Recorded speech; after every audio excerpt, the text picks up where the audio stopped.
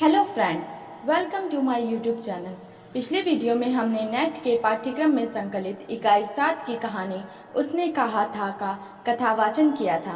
अगर आपने उस वीडियो को नहीं देखा तो नीचे डिस्क्रिप्शन में उस वीडियो का लिंक दिया है, आप आसानी से वो वीडियो देख सकते हैं। आज के इस वीडियो में हम उसने कहा था कहानी के परीक्षा उपयोगी महत्वपूर्ण बिंदुओं पर चर्चा करेंगे। तो आइए देखते हैं इस कहानी के महत्वपूर्ण बिंदुओं को। पंडित चंद्रधर शर्मा गुलेरी का नाम हिंदी साहित्य जगत में कहानीकार के रूप में प्रख्यात है। इनकी मुख्य कृतियां हैं निबंध में सैशुनाग की मूर्तियां, देवकुल, पुरानी हिंदी, संगीत, कछुआ धर्म, आंख, मोरिसी मोहे कुंठा। इनके द्वारा लिखी गई कविताएं एशिया की विजयदशमी, भारत की जय, वेनाक वर्ण, आहिताग्नि, झुकी कमान, स्वागत, ईश्वर से प्रार्थना। इनके द्वारा लिखे गए कहानी संग्रह उसने कहा था, सुखमय जीवन, बुद्धू का कांटा। उसने कहा था पंडित चंद्रधर शर्मा गुलेरी द्वारा रचित हिंदी की सर्वाधिक चर्चित कहानियों में से एक है। यह कहानी सरस्वती नामक पत्रिका में सन 1915 में छपी थी। गुलेरी जी ने इससे पूर्व सुखमय जीवन तथा बुद्धू का कांटा नामक 2 और कहानियां भी लिखी हैं, किंतु उनकी अमरता का कारण उसने कहा था ही है। इस कहानी ने उन्हें श्रेष्ठ कहानीकारों की अग्रिम पंक्ति में बिठा दिया। यह कहानी हिंदी कहानी परंपरा में मील का पत्थर मानी जाती है। इतिहास की दृष्टि से महत्वपूर्ण प्रथम महायुद्ध की पृष्ठभूमि पर लिखी गई इस कहानी में एक सैनिक लहना सिंह के प्रेम से प्रेरित कर्तव्य, त्याग और बलिदान की धार्मिक कथा प्रस्तुत की गई है। इस कहानी में यह सर्वांगीण तत्व भरे हैं जो युगों युगांतरों तक अमर रहेंगे। इस कहानी के पात्र हैं लहना सिंह, सूबेदार हजारा सिंह, सूबेदारनी बोधा सिंह, वजीरा सिंह। इस कहानी में निहित उद्देश्य है कर्तव्य परायणता के साथ प्रेम की निर्मल तथा पावन अनुभूति की रक्षा करना ही प्रस्तुत कहानी का मुख्य उद्देश्य है। इस कहानी का उद्देश्य निस्वार्थ, त्यागी, वीर बलिदान व्यक्तियों को श्रद्धांजलि देना है। इस कहानी का उद्देश्य जीवन में मानवीय मूल्यों की स्थापना के साथ साथ प्रेम और कर्तव्य के लिए आत्मोत्सर्ग करने वाले वीर व्यक्ति के चरित्र का गुणगान करना है। यह कहानी किशोरावस्था की सच्ची, निर्मल, सात्विक प्रेम भावना से युक्त है। लहना सिंह के चरित्र को महिमा मंडित करना है। स्त्री पुरुष सूबेदारनी लहना सिंह के बीच पनपे संबंधों को उजागर करना। इस कहानी में एक और सच्चे प्रेम का आदर्श प्रस्तुत करता है, वहीं दूसरी ओर वीर सैनिक के नेतृत्व क्षमता, वीरता, शौर्य, बलिदान भावना दिखाकर सच्चा कर्तव्य मार्ग दिखाता है। इस कहानी में दिव्य अलौकिक प्रेम का चित्रण है। जीवन की दुरूहता, राजभक्ति, वचन पालन, दूसरे के लिए अपना सब कुछ बलिदान कर देना और उसका किंचित भी विज्ञापन न करना आदि का चित्रण भी कहानी में सुंदरता से किया गया है। इस कहानी में युद्ध का सजीव चित्रण किया गया है। तो आइए देखते हैं इस कहानी की कथा वस्तु को। उसने कहा था कहानी का कथानक अत्यंत सुंदर, स्वाभाविक और सुगठित है। कथा वस्तु में रोचकता और कौतूहल उत्पन्न करने की विशेष क्षमता है। कहानी का शीर्षक पाठक के हृदय में जिज्ञासा उत्पन्न कर देता है। यह कितना आकर्षक है कि पाठक इसको देखते ही कहानी पढ़ने के लिए लालायित हो उठते हैं। उनके मन में प्रश्न उपस्थित हो जाते हैं, किसने कहा था, किससे कहा था, क्या कहा था आदि। उनकी जिज्ञासा कहानी के अंत में ही शांत होती है। इस कहानी का प्रारंभ अमृतसर के बाजार में एक चौक की दुकान से होता है। एक लड़का अपने मामा के केस धोने के लिए दही लेने आया है और दूसरी ओर से एक लड़की रसोई के लिए बड़ियां लेने आई है। दुकानदार को किसी अन्य ग्राहक से उलझा हुआ देख ये दोनों आपस में सामान्य परिचयात्मक बातें करने लगते हैं। सामान्य परिचय के बाद दुकान से सौदा लेकर वे दोनों साथ साथ चलते हैं। चलते चलते रास्ते में लड़का उस लड़की से मुस्कुराकर पूछता है, तेरी कुर्माई हो गई। इस पर लड़की स्वाभाविक लज्जा से आंखें चढ़ाकर धक कहकर भाग जाती है। इसी प्रकार उन दोनों की मुलाकात अक्सर इधर उधर दुकानों पर हो जाती है और लड़का अक्सर अपना उपरोक्त प्रश्न दोहरा देता है। लड़की भी धक कहकर भाग जाती है। एक दिन पुनः वही प्रश्न पूछे जाने पर लड़की लड़के को आशा के विपरीत उत्तर देती है, हाँ हो गई, और प्रमाण में अपना रेशम से कढ़ा हुआ सालू बताकर भाग जाती है। लड़का लहना सिंह के दिल को इस बात से गहरी ठेस लगती है और वह उस दिन व्याकुल सा राह में आने वालों को अन्य मनस्कता में गिराता ढेलता नशे की सी हालत में अपने घर पहुंचता है। कहानी का पहला दृश्य यहीं समाप्त हो जाता है। कहानी 5 दृश्यों में विभाजित है। अगले दृश्यों में युद्ध का चित्रण है। पहले दृश्य में लड़की और लड़के का परिचय और उनके बीच पनपे प्रेम को दिखाकर दूसरे दृश्य में कथानक एकदम लड़ाई के मोर्चे पर पहुंच जाता। नंबर 77 सिख राइफल्स के जवान अंग्रेजों की ओर से फ्रांस में जर्मनी के विरुद्ध मोर्चा पर डटे हैं। सूबेदार हजारा सिंह की कमान में मोर्चे पर डटे जमादार लहना सिंह तथा अन्य जवान कड़ाके की ठंड होने पर भी उत्साह से भरे हैं तथा पारस्परिक मजाक आदि में व्यस्त हैं। तभी वजीरा सिंह लहना सिंह से बीमार बोधा सिंह का हाल चाल पूछता है और उसकी देखभाल में कहीं खुद लहना सिंह न मादा पड़ जाए। इस पर लहना सिंह बुलेल की खड़क के किनारे भाई कीरत सिंह की गोदी पर सिर होने और अपने हाथ से लगाए आम के पेड़ की छाया के नीचे मरने की बात कहता है।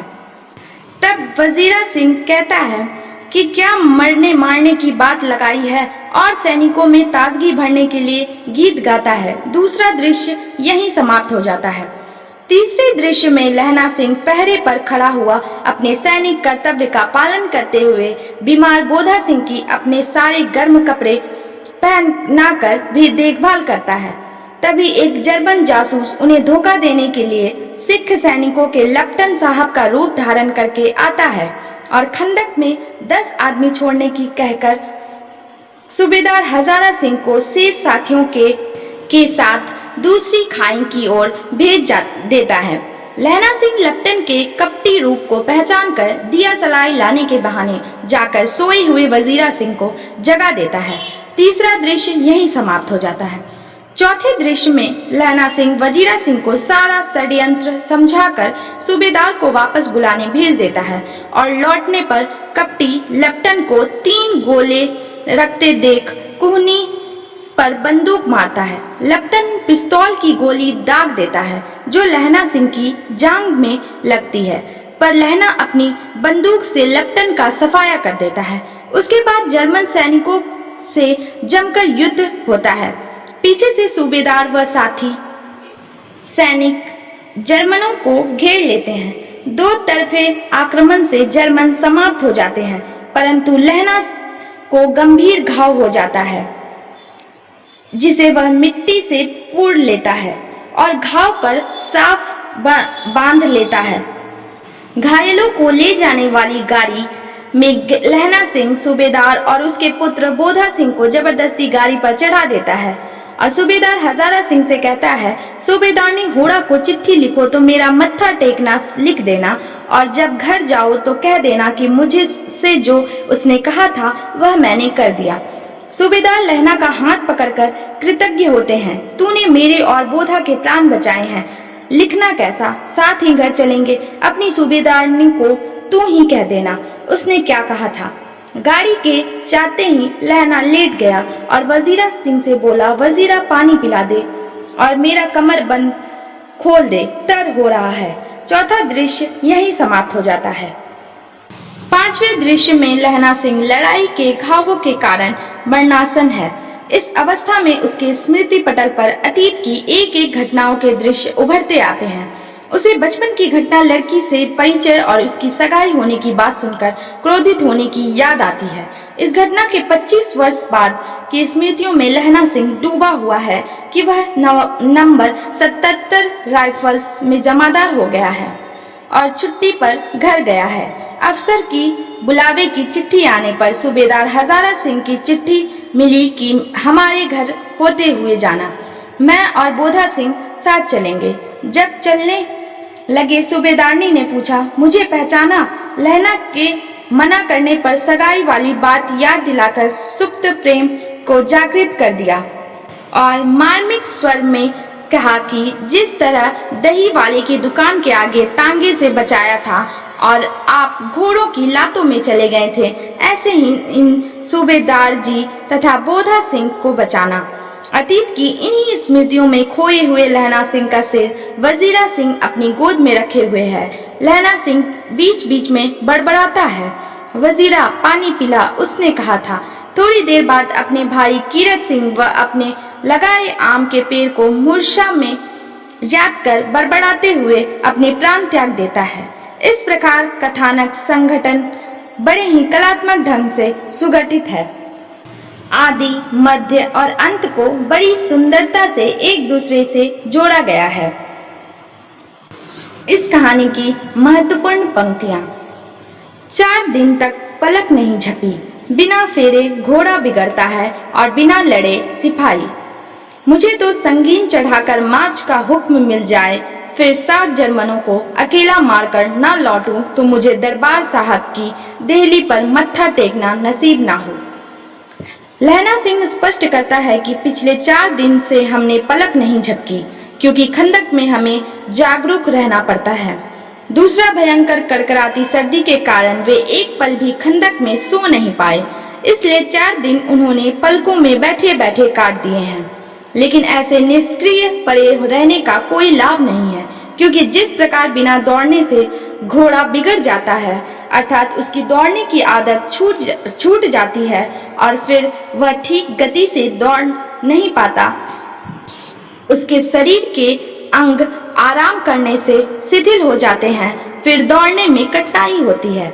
ठीक इसी प्रकार लड़ाई के बिना भी सैनिक बिगड़ जाते हैं, क्योंकि बिना अभ्यास के एवं निष्क्रिय शिथिल रहने से उनकी अस्त्र शस्त्र चलाने की आदत छूट जाती है और फिर वे अस्त्र शस्त्र चला नहीं सकते। उनका जोश, उत्साह व शक्ति भी निष्क्रिय रहने से सनह सनह घटती जाती है।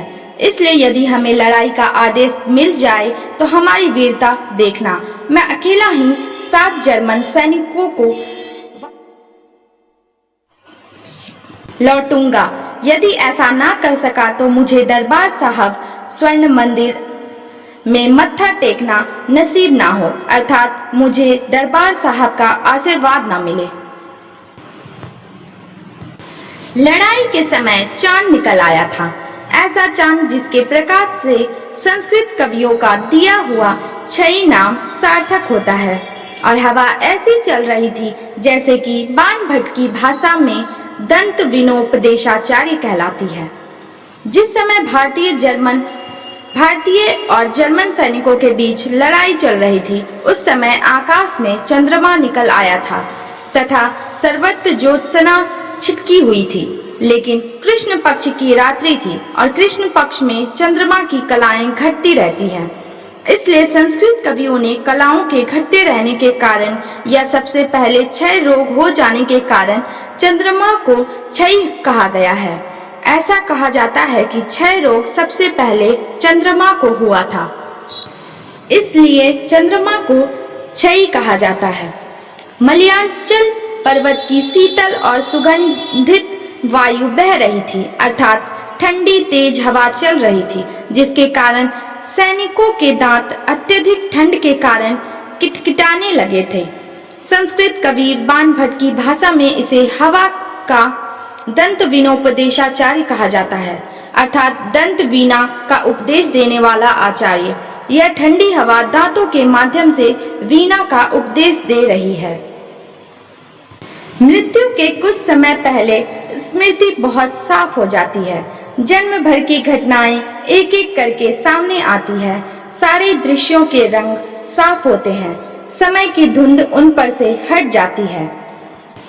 गुलेरी जी ने मनोवैज्ञानिक सत्य को उद्घाटित करते हुए स्पष्ट किया है कि जीवन के अंतिम क्षणों में व्यक्ति की स्मृति बिल्कुल स्वच्छ व साफ हो जाती है, अर्थात जब व्यक्ति की मृत्यु नजदीक होती है तो जीवन भर की सारी घटनाएं चलचित्र की भांति आकर बार बार स्मृति पटल को कौंधती है। लहना सिंह युद्ध में भयंकर रूप से घायल हो गया है। उसकी पसली तथा जांघ में गोली लगी हुई है। वह जीवन की आखिरी सांसें गिन रहा है, इसलिए लहना सिंह की स्मृति स्वच्छ और साफ हो गई है। उसे जीवन भर की घटनाएं बार बार स्मरण हो उठती है। कभी उसे 25 वर्ष पूर्व की अमृतसर के चौक बाजार की कुड़माई वाली घटना स्मरण हो उठती है, तो कभी 25 वर्ष बाद की सूबेदारनी के घर की घटनाएं उसकी स्मृति पटल पर उभरती है। जब सूबेदारनी अपने संबंधों का वास्ता देकर आंचल पसार कर पुत्र एवं पति के प्राणों की भीख मांगती है, जीवन भर भोगी हुई घटनाओं दृश्यों के रंग इतने स्वच्छ, उज्जवल और स्पष्ट हो गए हैं कि समय की धुंध या कालिमा उन पर से हट गई है तथा विगत जीवन उसके नेत्रों के समक्ष एकदम स्पष्ट, उज्जवल व स्वच्छ उभर आया है। सूबेदारनी रोने लगी। अब दोनों जाते हैं। मेरे भाग, तुम्हें याद है एक दिन तांगे वाले का घोड़ा दही की दुकान के आगे बिगड़ गया था। तुमने उस दिन मेरे प्राण बचाए थे। आप घोड़े की लातों में चले गए थे और मुझे उठाकर दुकान के तख्ते पर खड़ा कर दिया था। ऐसे ही इन दोनों को बचाना है। यह मेरी भिक्षा है। तुम्हारे आगे मैं आंचल पसारती हूँ। सूबेदारनी लहना सिंह पर अगाध असीम विश्वास करती है, इसलिए वह रोते हुए कहती है कि मेरे पति सूबेदार हजारा सिंह और बेटा बोधा सिंह दोनों युद्ध लड़ने के लिए जा रहे हैं। मेरा तो भाग्य ही खोटा है, क्योंकि दोनों युद्ध स्थल पर जा रहे हैं। पता नहीं वे जीवित वापस आएंगे या नहीं।